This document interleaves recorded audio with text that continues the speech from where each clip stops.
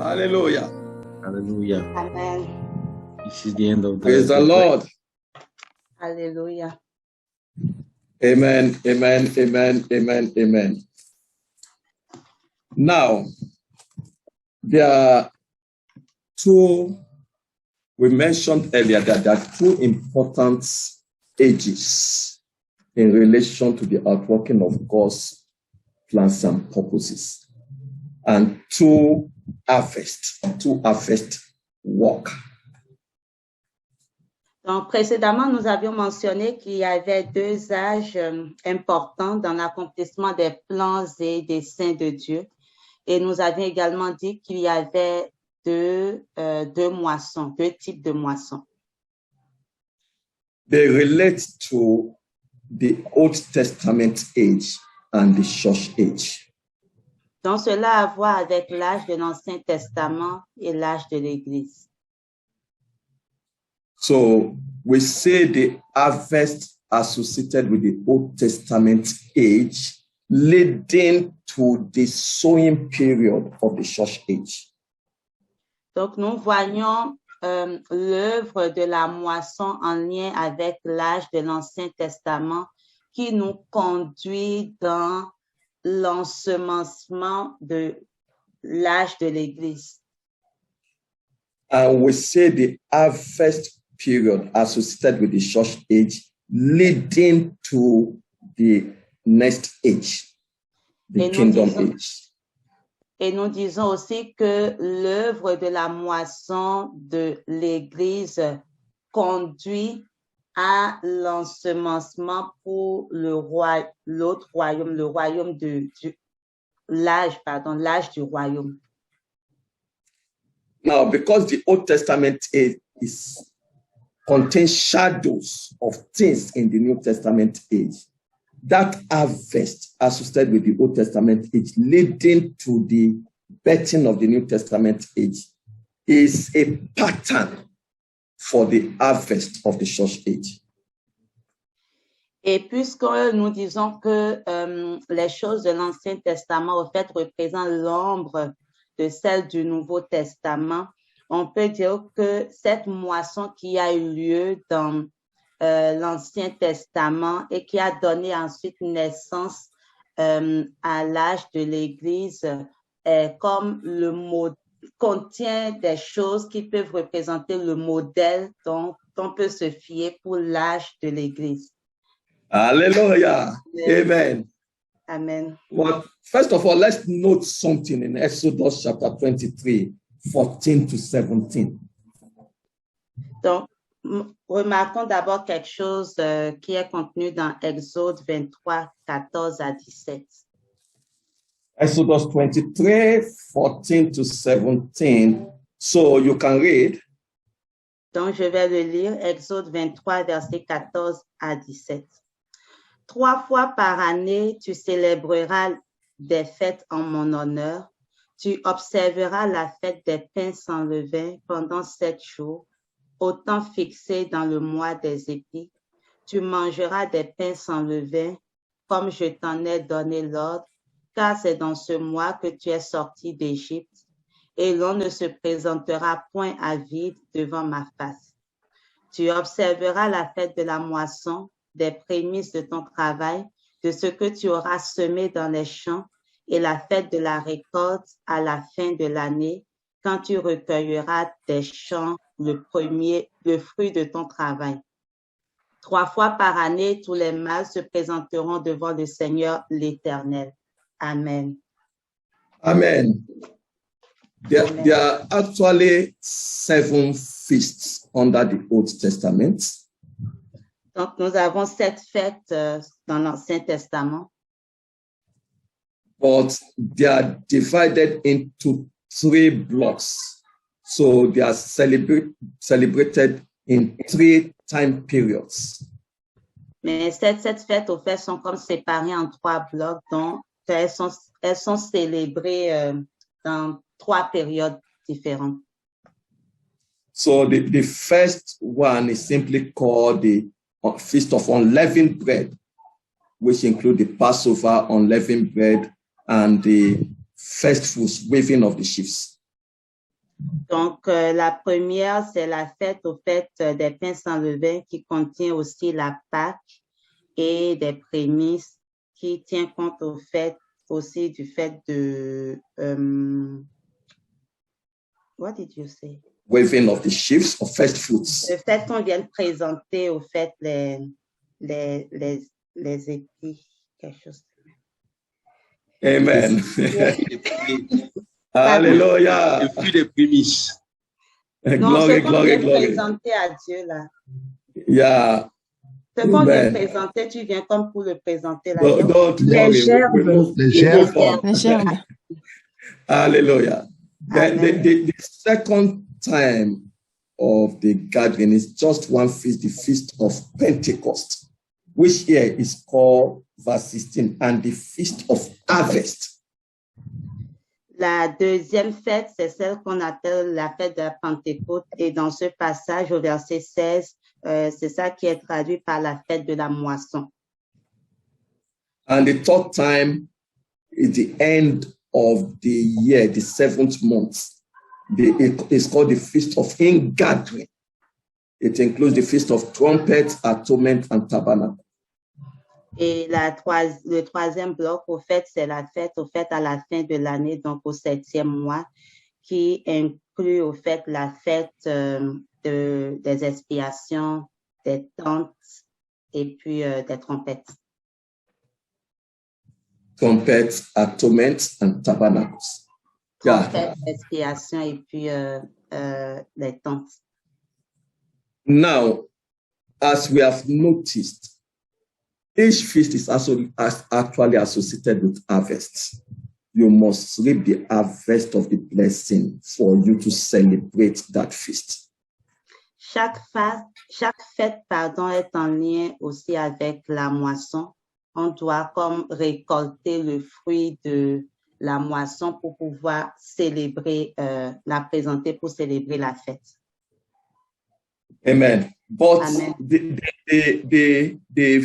There are two feasts that are particularly called harvest. Mais il y a Now, deux fêtes qu'on appelle particulièrement fête de la moisson. Verse 16 says that the feast of harvest, that is the feast of Pentecost. Le verset 16 nous dit la fête de la moisson, ce qui veut dire la fête de la Pentecôte. And it also talk of the feast of ingathering. Et on nous parle aussi de la fête des tentes. Ingathering is also harvest. Les tentes, c'est également la moisson.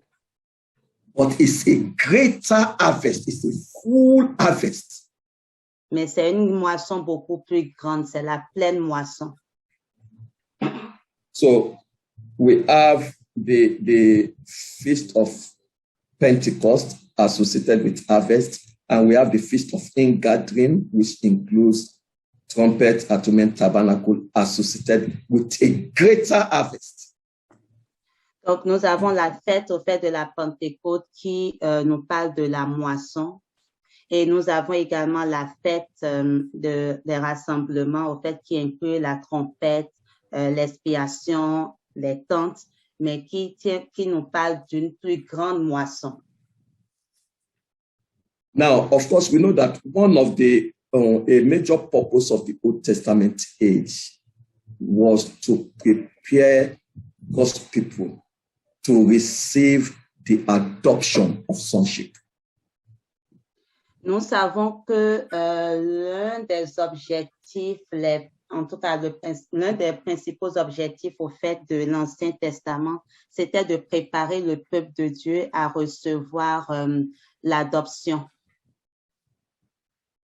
So, to prepare them to receive the adoption of sonship through the giving of the Holy Spirit. It was a promise God made to them. Donc, l'adoption de la filiation pour qu'ils puissent, au travers du fait qu'ils vont recevoir le Saint-Esprit, cela leur avait été promis.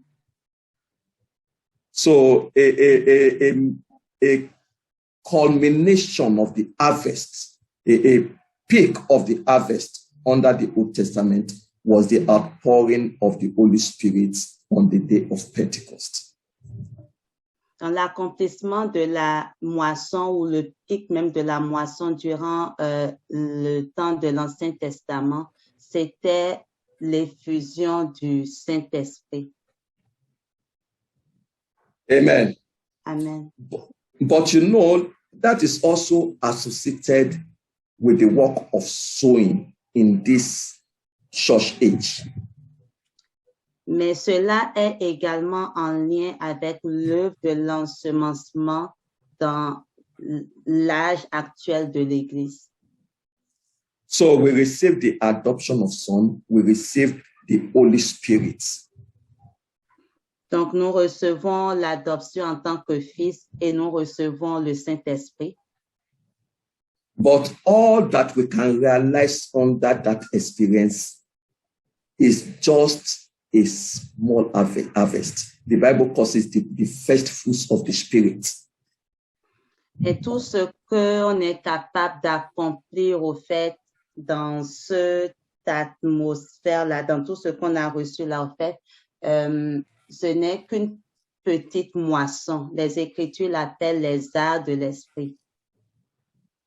Okay, let's read Romans chapter 8. Lisons Romains 8. Okay, read verse 23. Romans 8, 23. Romains 8, verset 23. God bless you, sister. Amen. Romains 8, verset 23. Et ce n'est pas elle seulement, mais nous aussi qui avons les prémices de l'Esprit, nous aussi nous soupirons en nous-mêmes en attendant l'adoption, la rédemption de notre corps. Amen. So you see that phrase, the first fruits of the Spirit. Donc, on voit là la phrase qui nous parle des prémices de l'Esprit. Now, all that can be realized under the work of sowing in this church age. Donc, tout cela peut être accompli au fait sous l'œuvre de l'ensemencement dans cet âge. But there is the full fruit of the Spirit, the fullness of the Spirit. Mais il y a aussi la plénitude de l'Esprit. That is another harvest. It's a full harvest of divine glory. Ça, là, nous parle d'une autre moisson, la pleine moisson de la gloire. That is associated with the harvest work at the end of the church age. It is associated with the feast of ingathering. Donc, cela est en lien avec l'œuvre de la moisson à la fin de l'âge. C'est en lien avec la fête des tabernacles, la fête des tentes, en fait, le rassemblement. So we are looking at the harvest work that closed the Old Testament age and planted the church age. Donc, nous regardons l'œuvre de la moisson qui a mis fin à l'âge de l'Ancien Testament, mais qui a permis également d'établir ou de donner naissance à l'âge de l'Église. And we are looking at the harvest work that closes the church age. Et nous regardons aussi l'œuvre de la moisson qui vient conclure l'âge de l'Église. That which enables us to realize the fullness of the Spirit. C'est cela qui nous permet de pouvoir accomplir ou réaliser la plénitude de l'Esprit. So those two feasts are particularly called harvests. Donc, ces deux fêtes-là sont particulièrement appelées la moisson. Now, let's answer one of the questions that was asked. Donc, répondons à l'une des questions qui avait été posée. It relates to the timing and fulfillment of harvest. Cela est en lien avec le temps et l'accomplissement de la moisson. Do people enter individually or is the harvest fulfilled collectively? Donc, est-ce que la moisson se fait individuellement ou ça se fait de façon collective? Do we all enter together? Est-ce qu'on va tous y entrer ensemble? Now, two things we want to note. Donc, il y a deux choses qu'on va mentionner. Now, of course, there are some experience in redemption that belongs to times and seasons. Il y a des expériences dans la rédemption qui ont trait avec les temps et les saisons. When the times and season has not come, you cannot enter into the fullness of that experience in redemption. Lorsque les temps et les saisons ne sont pas accomplis, vous ne pouvez pas entrer dans la plénitude de cet aspect de la rédemption. So when the time of the harvest has not come, you cannot enter fully into the experience that belongs to the full harvest. Donc, lorsque le temps de la moisson n'est pas arrivé, n'est pas accompli, vous ne pouvez pas pleinement entrer dans ce qui est dû dans la moisson. God may allow a believer to have entrance in some measure, into an aspect of the things that belong to the full harvest, but it's not going to be permanent. Le Seigneur peut permettre à des croyants de pouvoir comme goûter à une mesure ou à un aspect de cette plénitude-là, mais cela ne peut pas être de façon permanente. Let us illustrate with reference to two persons. On va illustrer cela en faisant référence à deux personnes. In Acts chapter 8, verse 39, we are told that Philip had an experience in which the Holy Spirit carried him, and he was just found in a place. He was carried from one place to another. They just removed from a place and they just saw him in another place. Dans le livre des Actes 8, verset 39, on nous relate l'histoire de Philippe qui a comme connu une expérience où le Seigneur l'a juste pris d'un endroit à un autre. Now, that experience belongs to the full harvest when we come into the fullness of the Spirit. Cette expérience-là, normalement, comment dire, elle appartient au fait à quelque chose qui a trait avec la pleine moisson. Now, but God allowed Philip to just have an experience of it, but it was not permanent. It just happened at that instance. Philip did not continue to live in that experience. Mais le Seigneur a permis à ce que Philippe puisse expérimenter cela et on peut voir que c'était vraiment à un moment précis qu'il a été pris d'un lieu à un autre. Le Seigneur n'a pas continué à expérimenter cela après encore.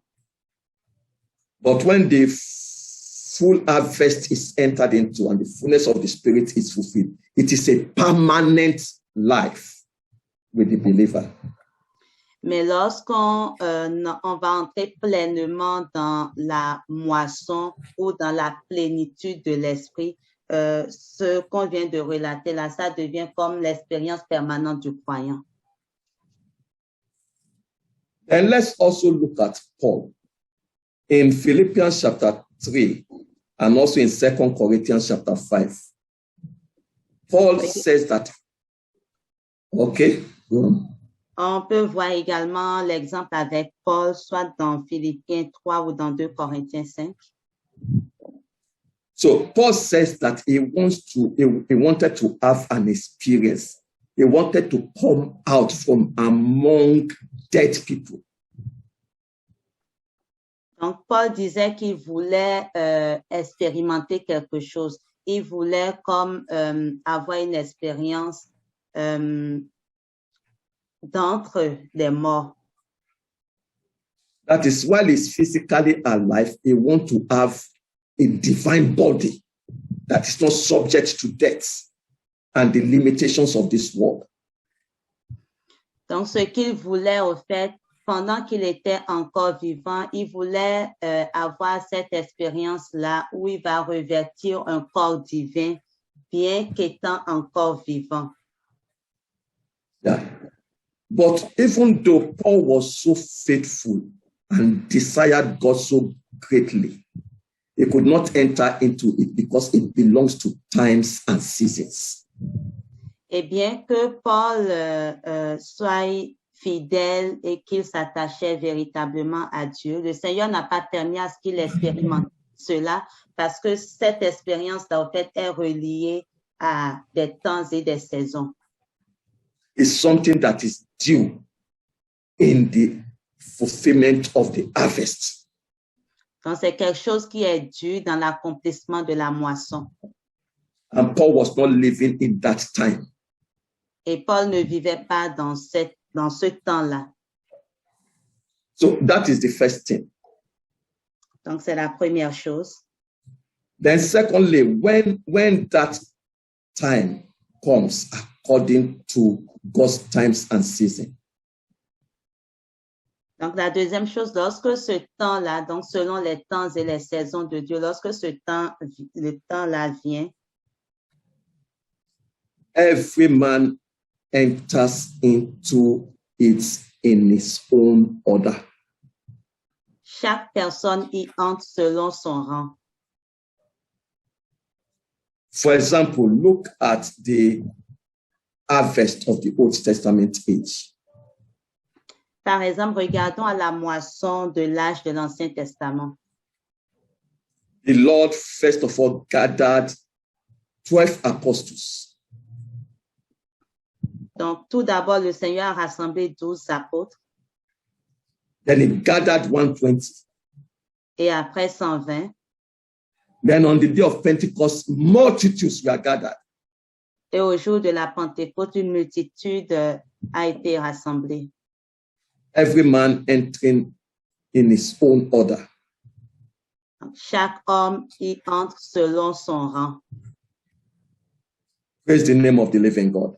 Amen.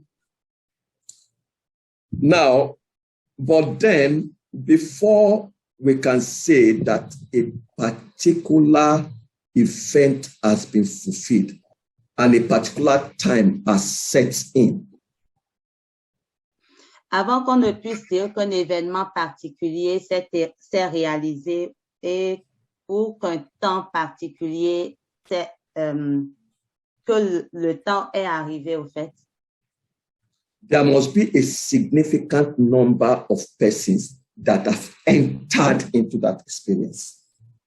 il doit y avoir un nombre significatif de personnes qui ont expérimenté cela.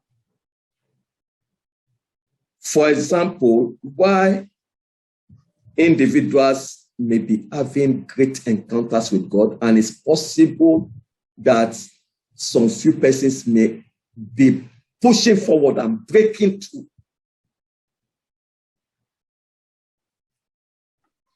Yeah. Okay, let me come again. While some persons may begin to enter into the things that belong to the manifestation of the sons of God quite early.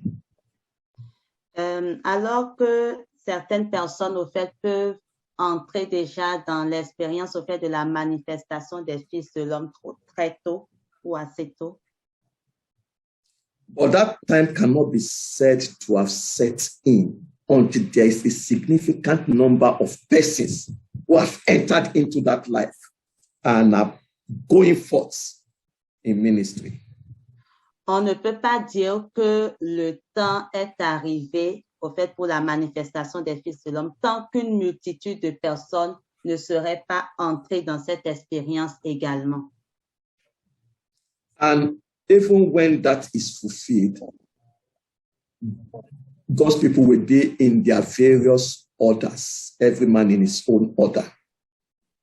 Et même quand cela serait accompli, chaque personne va y entrer selon son ordre. Chaque personne selon son ordre, selon son rang. Now, so at that time, like the scriptures point to, there will be those we can call the man-child company that are breaking into fullness, the man-child company. Donc, lorsque ce temps viendra, à ce temps-là, on peut dire au fait qu'il y a la compagnie au fait du fils mâle. There will be the woman class. On peut parler également il peut y avoir également cette catégorie de la femme. There will be those who are called the remaining of her seed, the remaining of the woman's seed. Et il y aura ceux qu'on appelle également le reste de la postérité de la femme.